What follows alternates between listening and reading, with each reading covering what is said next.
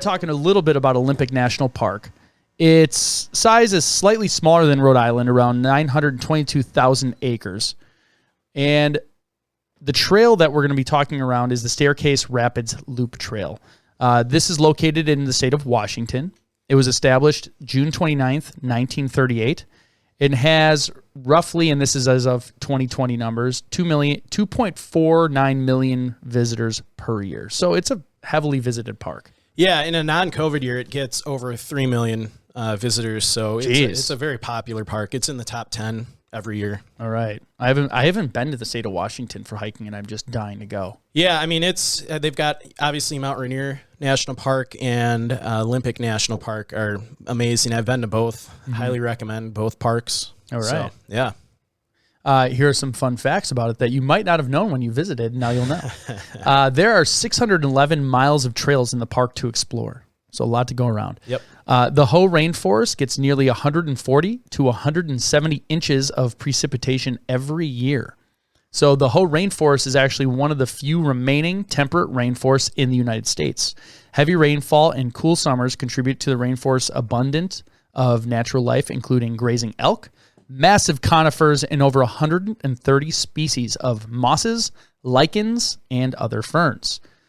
Plant life blankets everything from treetop canopy to moss-covered ground. So if you even look on our logo, that's like an image from Pacific Northwest woods, basically. It's a really cool part of the country to hike. I've maybe later on in the show, Joe will show some of the pictures. Yeah, I'll pull it up when you're talking. Yeah, it's cool. It's unlike most places you can hike in the U.S. So, yeah, that's why I want to go. Anytime I see a movie, I know the vampire movies that everyone like kind of loved or hated. What was it, Twilight? Yeah, like although those might be weird movies, if you can imagine the woods areas and the scenes in the forest, how beautiful it was, that's the type of one of my favorite forest we're talking about. X-Files episodes was filmed in a similar forest like this. So, all right, much better. Not much better one than comparing it to Twilight. Yeah. So Lake Crescent's waters are so pristine, visitors can see over 60 feet down into the lake. That's crazy. 60-foot visibility from above the water. Yeah. That's pretty awesome. While most lakes grow algae, Lake Crescent lacks nitrogen, which makes its waters crystal clear. Yeah. So it's missing all of that natural algae and kind of gunk that is in a lot of lakes. You see floating around. Yeah. While most lakes grow, I read that part. Well, the world's largest dam removal took place in Olympic National Park in 2014. 2 major dams were removed as part of the El Waha River restoration, and thousands of fish returned to the area in an unprecedented river revival. The 210-foot-high Glines Canyons Dam and 108-foot-high Elwha Dam stood for over a century. Although both dams fueled regional growth, they blocked salmon migration and disrupted the flow of sediment and debris. In 1992, Congress passed a law to free the Elwha River, and it now flows unobstructed from the Olympic Mountains to the Strait of Juan de Fuca. Pretty cool. That is cool. I wonder how they do the calculation for like what the water's going to do. Yeah. Because although that was a human thing that was put there, if it's there that long, nature is going to form around it. So I wonder how they are able to figure that out. I bet, I'm sure they kind of had an idea, but the water is going to kind of flow. Yeah, water going to water? Water's going to water. So there are 60 named glaciers on the peaks of the Olympics. Blue Glacier, the largest glacier in Olympic Mountains, is over 2.6 miles long and descends from the mountain's highest peak at Mount Olympus. Blue Glacier is so large that it is equal to over 20 trillion ice cubes. A lot of water. A lot of water. Olympic marmots can be found anywhere, can't be found anywhere else in the world. I would have guessed that because their name is literally named after that mountain.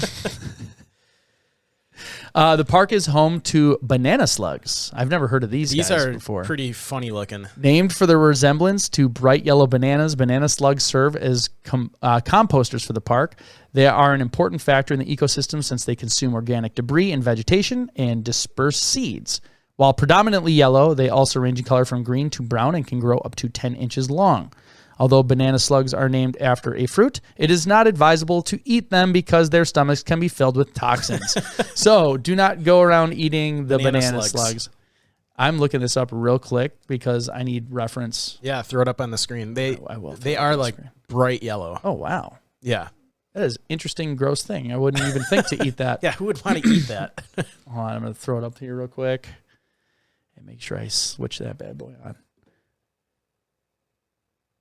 Yeah, that looks like it could be something other than a slug. I wouldn't want to put it in my mouth. Yeah, I mean, the first one, look at the first picture. Like how yellow they are. Oh, yeah, look at that. Cool looking, but I don't know who would think to eat that. Yeah, it looks like something my dog deposits. I wouldn't even want to touch it. Yeah.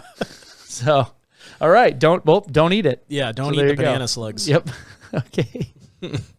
Let's talk about the climate a little bit. The rain shadow effect. As storms from the Pacific Ocean move across the peninsula, they encounter a very large obstacle, the Olympic Mountains. In order to reach the other side of these towering peaks, moisture must be released. As a result, the western portion of the park experiences much higher levels of precipitation than the eastern locations, creating a rain shadow effect. So this happens in the Rockies. Yep. This happens in the Cascades. Pretty much any mountain range, you'll see this effect happening. Yeah, it's almost like they're going through a strainer. Yeah. It strains out some of the moisture and precipitation. I was just in Denver, and Denver is so hot and dry right now. In just an hour into the mountains, it's raining off and on all day long. Yeah, it's just catching all that moisture. But yeah, nothing ever makes it out into Denver, usually. Nothing makes it out, ever. So as a result, the western portion, I did that part, annual precipitation ranges from 100 inches to 170 inches of rain along the coast and western-facing valleys. Massive amounts of precipitation are also discarded atop Olympic Mountain in the form of snow. Hurricane Ridge traditionally sets records of 30 to 35 feet of snow a year. That's a lot. That's a lot of snow. By the time any storm cells pass the Olympic Mountains, most of the moisture has been released. While precipitation still occurs, the amounts are considered lower. Located in Port Angeles. Angeles. Yes. The Olympic National Park headquarters only averages 25 to 30 inches a year. Wow, it does take all of it. Yeah. It's like squeezing a towel out. Yeah. The decrease in rainfall impacts the type of ecosystems present on the east side of the park, while the western sections are dominated by temperate rainforests, as we said before. The eastern slope possesses drier lowland forests. So the terrain, the park has 4 regions: the Pacific coastline, the alpine areas, the wet side temperate forest, and the forest of the drier east side. West side. Yes. I said west side temperate forest and the forest of the drier east side. It's not like wet side. Oh. Which technically is correct. It is the wet side, yeah. It's where all the rain goes. That's pretty cool. You can do all seasons kind of. Yeah. Within the park, there are 3 distinct ecosystems, including subalpine forest, the wildflower meadow, temperate forest, and the rugged Pacific coast. Coastal portions of the park that are rugged, sandy beach along with a strip of adjacent forest is 60 miles long but just a few miles wide, with native communities at the mouths of the 2 rivers. The Hoh River has the Hoh people, and at the town of La Push at the mouth of the Quileute River, live the is it Quileute? Live the Quileute? Live thy Quileute. You looked it up. I did. Yeah. I'm going to do it. I'm going to throw it on translate. Okay. Quileute. I added a little flair. So yeah, the town of La Push at the mouth of the Quileute River. Live the Quileute. Live the Quileute. Within the center of Olympic National Park rise the Olympic Mountains, whose sides and ridgelines are topped with massive ancient glaciers. The western half of the range is dominated by the peak of Mount Olympus, which rises to 7,965 feet. That's pretty low. Yeah. I was expecting it to be a little bit more aggressive. Yeah, the mountains, I think, kind of top out in the upper 7,000s. Okay. In the Olympic National Park. Well, that'd be fun to hike those. Yeah. They wouldn't be too difficult. Looking to the east, the range becomes much drier due to the rain shadow of the western mountains. Here, there are numerous high peaks and craggy ridges. The tallest summit of this area is Mount Deception at 7,788 feet. I'll just skip to the types of danger. Yeah. All right. Number 1, black bears. There are no grizzlies. For all you people out there who think there are grizzlies in Washington, there are not. They're black bear. Not here. Not here, at least. Yeah, I know there's probably some. There's a zoo that has one. Yeah. Actually, there's not no grizzlies. Yeah. They're probably somewhere on the far like east side, and I'm going to yell that, whatever. So in this park, black bears, mountain lions, bobcats, elk, wolves, red fox, coyotes, mountain goats, sea lions, and sea otters. You don't always see those. Gray humpback and killer whales. These are obviously out in the ocean. Yeah, they're not just... You won't find those in the park. That's a new thing we're going to get in trouble for. The killer whales that are going up the mountain. Yeah. Pacific white-sided dolphins and multiple sea species of seals. I'm just saying that I think this is the first park that we had where animals present included things from black bears to humpback whales. And killer whales. And killer whales. When we were there, because we camped out on the beach, we didn't see any of that kind of wildlife, but we heard reports from rangers that lucky hikers sometimes will see like a killer whale breaching off the shore, like the huge like water coming out. I can't imagine being in that forest, like that whole rainforest area, and then seeing killer whales out in the ocean. Yeah, it'd be pretty cool. Be heaven.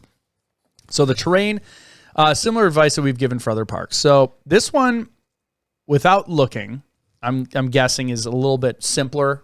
It's not super technical. I mean, you've got a lot of the peaks. You've got glaciers, so I mean, it's okay. So you're going across ice. Yeah, I would say I wrote this down because we always talk about terrain hazards like in alpine environments. Just it gets a ton of snow. You probably would need ice gear to cross some of these areas. A lot of hazards of alpine hiking apply here. So we've covered that almost every episode. So Joe's. I'm gonna try. It's not up. I on the can go screen through yet. a few others here. Yeah, go through those. I'm gonna try and pull this up on Google Earth. Some of the other hazards, obviously, like we said, heavy snowfall. It's not uncommon for snowfall and heavy rain to occur into the month of June in the higher elevations. Hikers should always check trail conditions, as many of the high elevation trails may be impassable due to snow. They do get a lot of severe storms and flooding, so the flooding can close roads and limit access to the park. So you just got to be mindful of when you're going hiking, because you could get out there and then not be able to get back. Avalanches are a threat. Now, Joe, this is a new one that we've never had really in a park we've covered, tides. So, oh yeah, if you can camp on the beach. One of the things on the beach where is in low tide, you can get across the beach a lot easier, but when the tide comes in, you can get stuck in spots. So at low tide, you can walk down Olympics beaches safely, rounding some of the headlands and exploring tidal pools.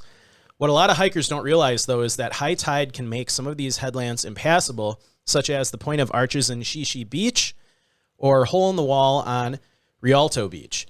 If you are unaware of when the tides are coming up or down, you could get trapped between steep cliffs and the water, leaving you no escape. And people have died because of this in the park in the past. So, like it comes in so fast, they're like in between the two, and then they don't expect for it to. It's at Pillar Point, right? Hole in the Wall on Rialto Beach or Point of Arches on Shishi Beach. So difficulty in general. This park was actually ranked as the 9th most dangerous national park in the United States based on SAR incidents. So there were 204 SAR incidents between 2018 and 2020, which placed it at 9th. For perspective, Grand Canyon was number 1 over that same period with 785. So, jeez.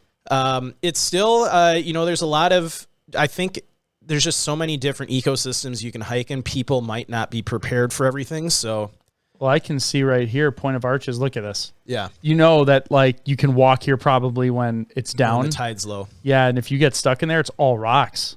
Yeah. Okay. So, like what we said that we've talked about a lot of the difficulties hiking in alpine environments, but there's 2 things you really should have if you're planning to hike in Olympic National Park, especially on the beach, is a tide chart and a topographic map. So at Olympics, sometimes there's only one low tide on a day, so it's extremely important that you understand how to read a tide chart and have the topographic map with you. You don't ever want to assume that there will be 2 tides in one day, and don't assume that the tides will be the same time each day, because they usually are different. And if you're unaware of when the tides are coming up and down, you could get trapped, like we said. A topographic map will also let you know what headlands become impassable at high tide, which ones should not be passed regardless of the tides, and what areas to use caution when exploring the beaches. So Yeah, like you go around these to get to other beaches. So like you can walk around and get there, but if you get stuck in the middle, yeah, absolutely. game over. So anyone who is planning to hike this park, all you got to do is stop by any Olympic National Park Visitor Center or Coastal Ranger Station, and they will have both a topographic map and a tide chart. You can also go on to the National Park Service website and download the tide chart. We actually grabbed tide charts when we went to Olympic because we obviously were camping out on the beach. So we got a crash course in how to read tide charts from the Rangers. So